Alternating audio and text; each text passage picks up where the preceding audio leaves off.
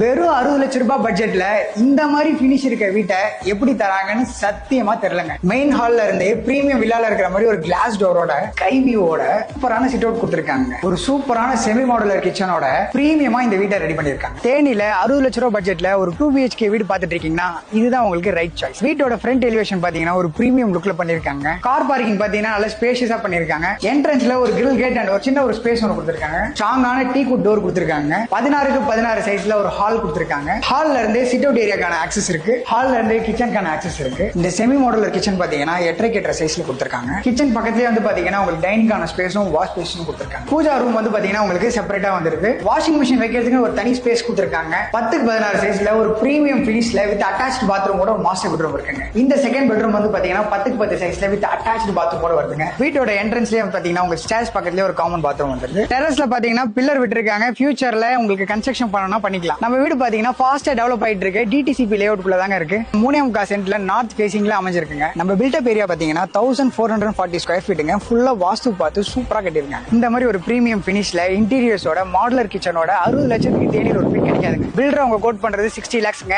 இன்னுமே நெகோஷியேட் பண்ணி தியான் ப்ரோமோட்டர்ஸ் உங்களுக்கு பெஸ்ட் பிரைஸா வாங்கி தரோம். சோ தேனியில இந்த மாதிரி வீட ப்ரோமோட் பண்ணணும், லேண்ட் வாங்கணும், விற்கணும்னாலும் தியான் ப்ரோமோட்டர்ஸ்க்கு ரீச் பண்ணுங்க, கால் பண்ணுங்க.